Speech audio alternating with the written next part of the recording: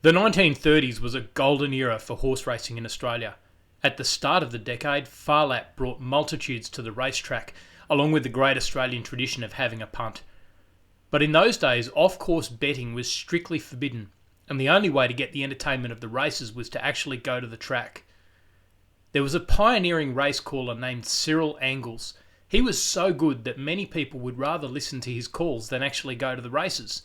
But the racetracks prohibited radio stations from broadcasting, rightly fearing that this would reduce the number of paying spectators.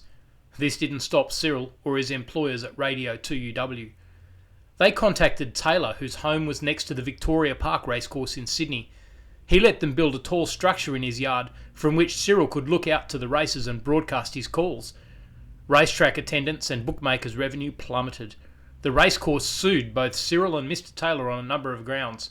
One of those grounds was that the races were a spectacle, an event, and that the spectacle belonged to them in a form of quasi-property. Chief Justice Latham wasn't having any of it. He said, "It has been argued that by the expenditure of money, the plaintiff has created a spectacle, and it therefore has what is described as a quasi-property in the spectacle which the law will protect. The vagueness of this proposition is apparent upon its face.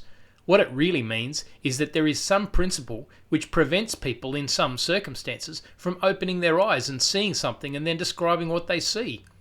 He concluded, "I find difficulty in attaching any precise meaning to the phrase property in a spectacle. A spectacle cannot be owned in any ordinary sense of that word." So it was quite okay for the racecourse to build fences and prevent people from looking in unless they paid. They could control access to their property, but the spectacle itself could not be owned. The result was the creation of one of our most successful sporting industries. Governments moved to permit and then regulate race broadcasting and off-course betting. Cyril Angles called 30,000 races in his career and is still regarded as one of the greatest ever.